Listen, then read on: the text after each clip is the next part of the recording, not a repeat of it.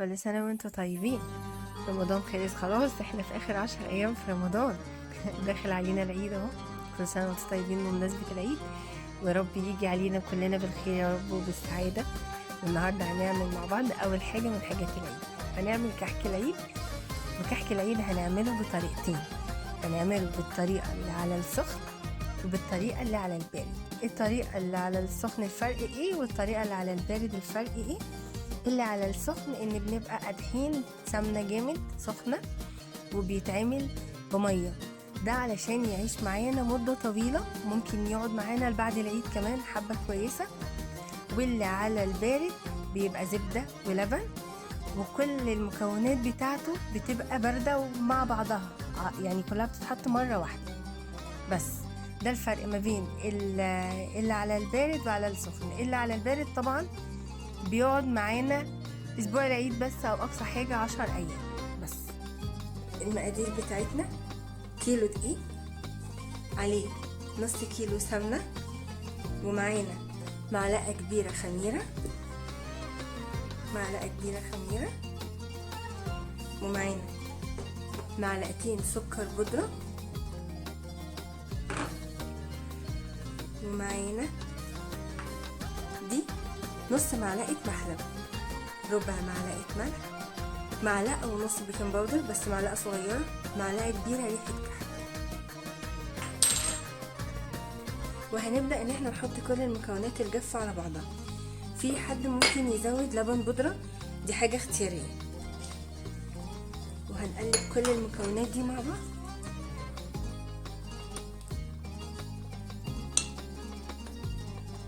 ودلوقتي هنحضر الخميرة، نص معلقة سكر ومعانا معلقة الخميرة، وهنقلبهم مع بعض وهنسيبهم على جنب.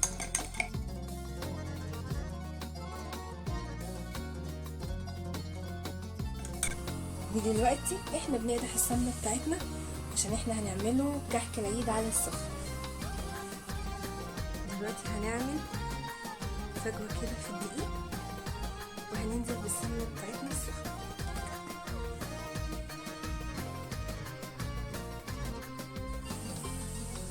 نخلي بالنا في المرحلة دي لانها بتبقى سخنة جدا.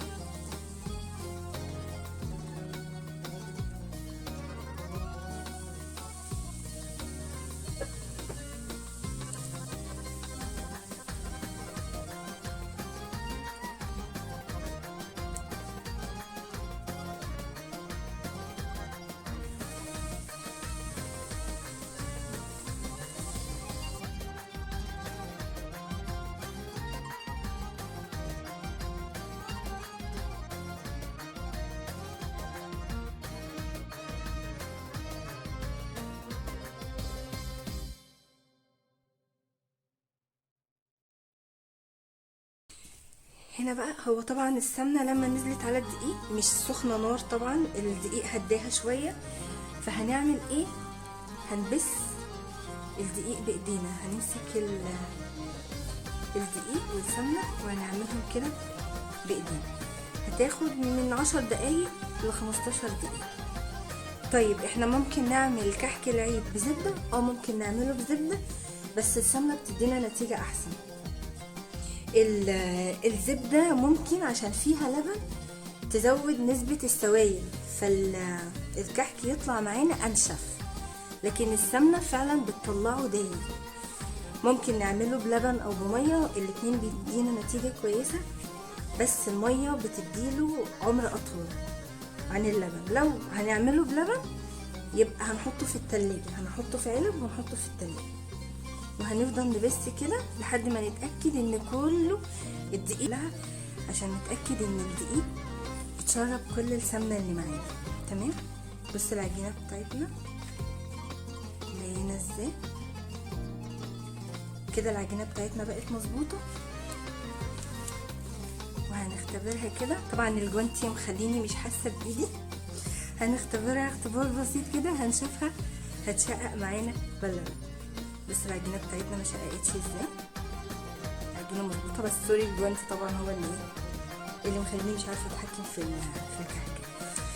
طيب بعد كده بقى هنجيب الخميره بتاعتنا، بص خمرته عالية ازاي، وهننزل على العجينه. الكحك ما بياخدش ميه كتير، الكحك لو حسينا ان هو بيشقق بنحط له زبده، بنحط له سمنه، لكن لا يمكن ياخد ميه كتير. لو حطينا ميه كتير او لبن كتير يشقق وينشف ويطلع ناشف، واحنا مش عايزينه يطلع ناشف.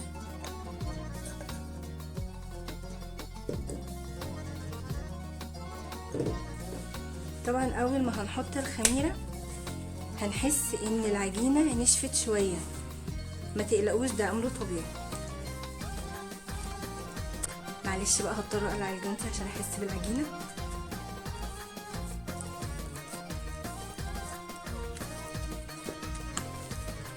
احنا هنا بنلم العجينه مش بنعجنها، الدقيق كله بيتبس، مش عجن وهنقعد نعجن فيه، لا احنا بنلم العجينه بس على الميه عشان ما يعملش معانا عرق، عشان وهو بيستوي ما ينشفش. نتاكد بس ان احنا لمينا العجين والميه مع بعض كده، هيبقى كله تمام. وهنسيبه 10 دقايق بس على جنب يرتاح لحد ما نحضر الملبن بتاعنا، ونشوف هنحضر الملبن بتاعنا ازاي.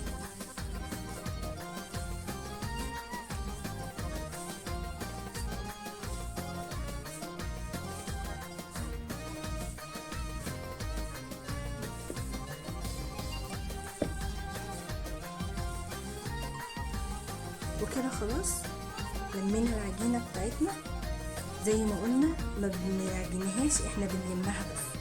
عشان نشوف بقى نختبر العجينه بتاعتنا.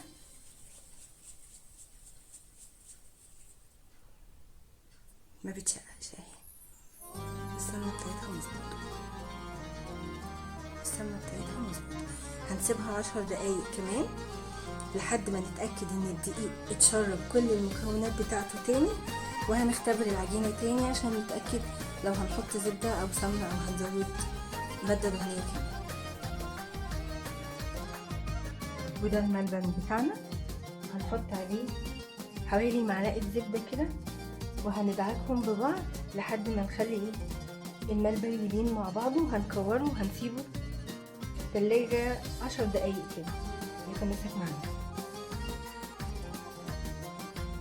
هنمسكه كده بقى وهندعكه بايدينا كده مع الزبده.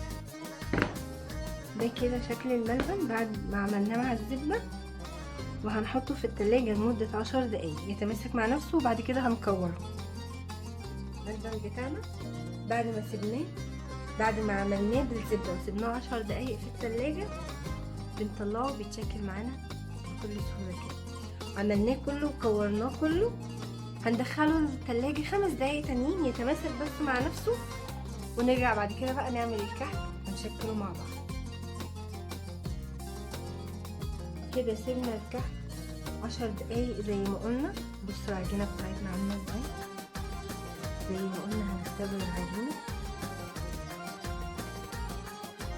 بس ما بتشققش وهايله ازاي.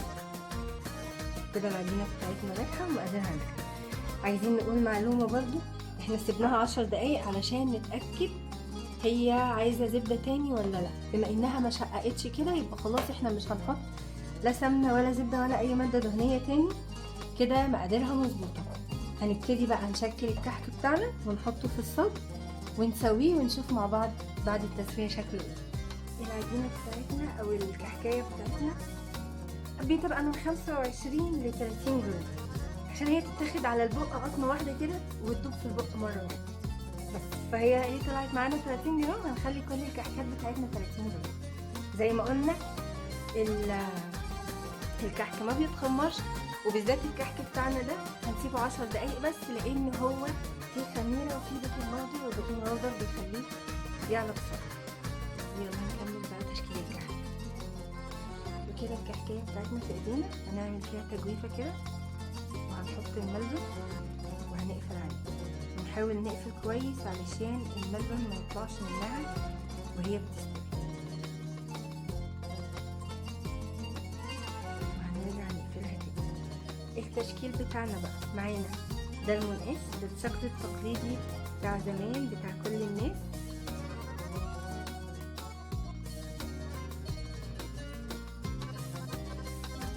ده شكلها. ومعانا وهنعمل نفس التمرين ده، هنحط واحد كمان تاني وهنقفل كويس.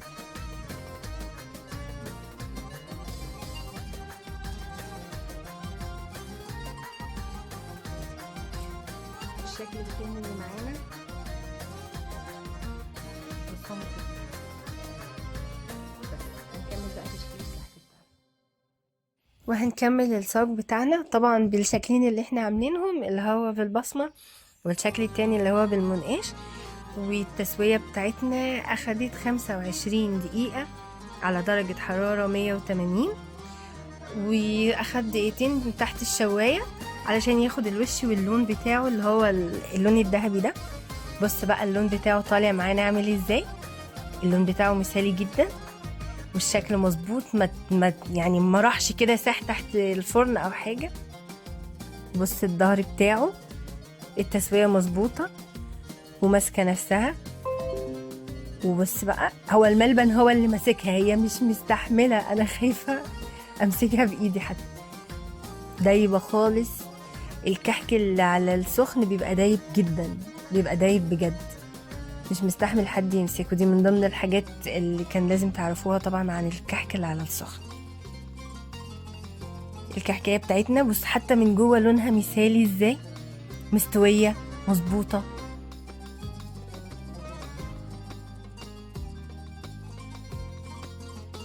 بص الظهر بتاعها مش ماسكة نفسها خالص. بطريقة تانية اللي احنا قلنا عليها اللي هنعملها بالزبدة، وهتكون كل حاجة ساقعة وطالعة من التلاجة زي ما بيقولوا، مش زي المرة اللي فاتت لما عملنا السمنة سخنة وكانت مقدوحة. فالمرة دي بقى هنعمله بطريقة أبسط وأسهل وكله ساقع. معانا كيلو دقيق متعدد الاستخدامات، ونص كيلو زبدة، ومعلقتين سمسم، ومعلقتين سكر حوالي 40 جرام، وكوباية إلا ربع لبن حوالي 150 جرام، ومعانا معلقة ونص بيكنج باودر، ومعانا 11 جرام خميرة يعني معلقة برضو، ومعانا ريحة كحك 5 جرام، ورشة ملح. ويلا بينا نبدأ. هننزل بالسمسم والسكر البودرة،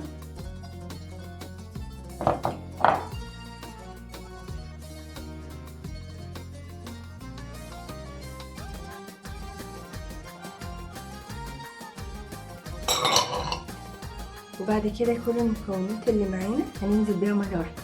المرة اللي فاتت حطينا الخميرة على اللبن، لكن المرة دي هننزل بكل المكونات بتاعتنا مرة واحدة.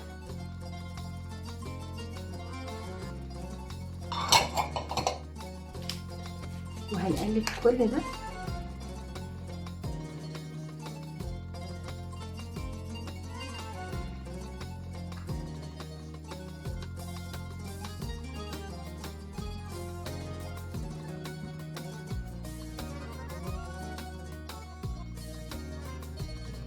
من اكتر الحاجات اللي بحب ريحتها ريحة الكحك.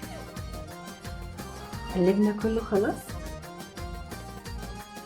ده 500 جرام زبدة نص كيلو، هي زبدة مش سمنة، بس انا كنت سيحتها وسبتها تجمد تاني عشان تسهل عليا لما اجي افرك الدقيق. هتلاقوا حتى فيها اثار لبن، هي زبدة مش سمنة.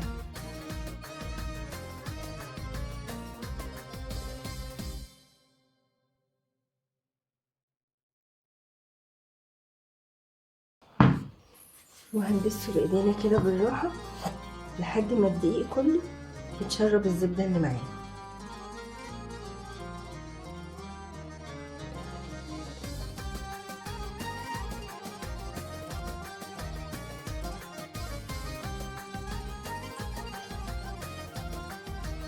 ما شققتش مننا.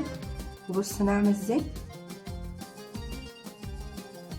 كده خلاص احنا مش عايزين زبدة تاني.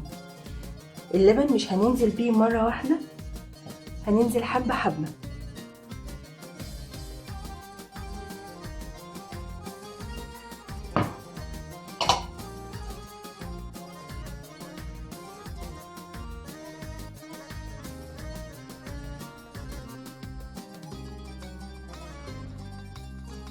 وكده بعد ما حطينا كمية اللبن، احنا اخدنا كمية اللبن اللي معانا الا معلقة. ليه الا معلقة؟ علشان خاطر دي زبدة مش سمنة زي بتاعت المرة اللي فاتت، فنعمل حسابنا واحنا بنحط اللبن ما نحطوش كل مرة واحدة، لان الزبدة فيها لبن.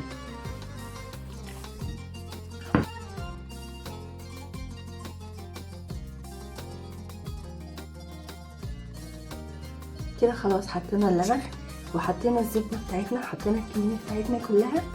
هنعمل بقى نجرب نشوف، لو شققت معانا هنبقى عايزين زبدة، لو ما شققتش هنبقى مش عايزينها. ما شققتش وهنسيبها ترتاح 10 دقايق. الكحك ما بيتحطلوش سوائل كتير، الكحك لما يشقق نحط زبدة، ما نحطش سائل كتير، بس هنسيبها ترتاح.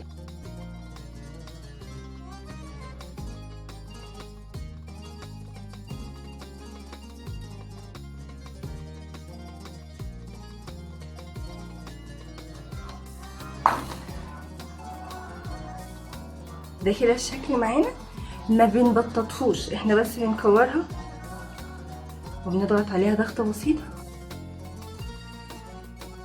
ده شكل البصام.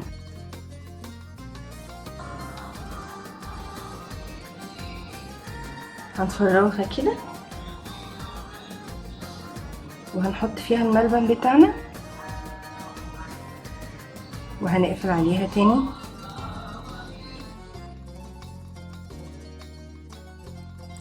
وهنا هنشكل بقى الكحك بتاعنا بالبصمة.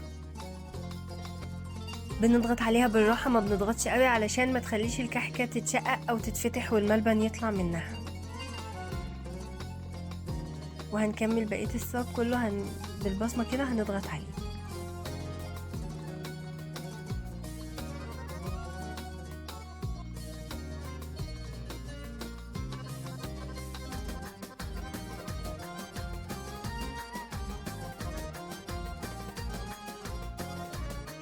وهنا بقى جينا عند اكتر حاجة بحبها، اللي هي بنستخدم فيها المنقاش، وهنعمل اشكال الكحك بالمنقاش. احنا هنا عملنا 3 اشكال. في شكل اللي هو التقليدي المتعارف عليه اللي هو دوت، والشكل التاني اللي زي اللي محطوط في الصاج دوت اللي هو عامل زي فرع الشجرة. بنضغط بالراحة، وحتى واحنا ماسكين الكحكاية بنبقى ماسكينها بالراحة قوي عشان شكل ما يتغيرش في ايدينا. طبعا كل واحد يختار الشكل اللي يحبه ويعمل اللي هو عايزه، كل واحد يطلع ابداع بقى. بنكورها في ايدينا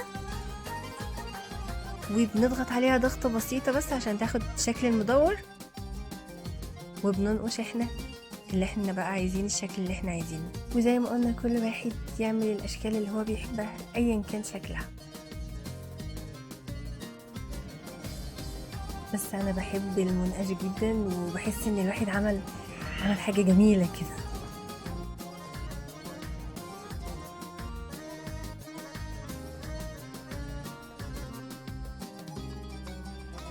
وده اخر شكل معانا، بنقسمه 4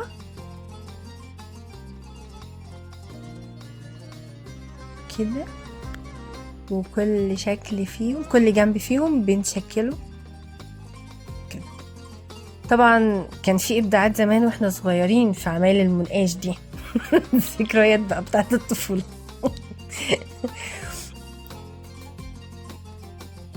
وده تالت شكل احنا عملناه.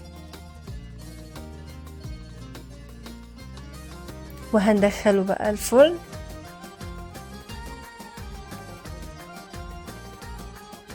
التسوية بتاعتنا على درجة حرارة 200، وهياخد معانا نفس 25 دقيقة. طبعا كل فرن ليه التسوية بتاعته، بس دي يعني ده الوقت اللي خده معايا، ودقيقتين تحت الشواية. وبص بقى الشكل بتاعنا طالع عامل ازاي، تسوية تحفة، اللون ذهبي وجميل، الشكل ما اتغيرش وما فرش مننا، وطالع كله مظبوط. تجربة حلوة، اتمنى تجربوها يا رب. بص بقى برضو ده كان سخن شوية، فبص بقى الملبن طالع بيمط مش ماسك نفسه مش مستحمل، دايب دايب دايب. هنا بقى الفرق ما بين الكحكايتين، الكحكاية الصغيرة هي اللي هي 25 جرام، ده اللي على البارد، والكحكاية الكبيرة اللي هي كانت عاملة 30 جرام ده اللي على السخن. زي ما قلنا الفرق ما بين الاتنين ان اللي على السخن بيعيش مدة اطول معانا، ممكن يقعد معانا اكتر من 20 يوم. اللي على البارد بيقعد معانا اسبوع العيد او 10 ايام بالظبط. وهنا بقى هنرش السكر بتاعنا. زي ما قلنا ما ينفعش نرش السكر وهو الكحك سخن، لازم نسيبه يهدى ويبرد خالص وبعد كده نرش السكر، لان لو رشناه وهو سخن هيمسك فيه، هيبقى عامل زي المبلول كده. لكن بص كده الكحك بتاعنا شكله مظبوط ازاي، احلى من بتاع المحلات طبعا، ومظبوط ريحته، مش عايزه اقول لكم ريحه البيت عامله ازاي. وبص القوام بتاعه متماسك ازاي، دايب لكن في نفس الوقت ماسك نفسه، والحجم بتاعه مظبوط. وكل سنة وانتم طيبين، وعيد سعيد علينا جميعا يا رب. باي باي.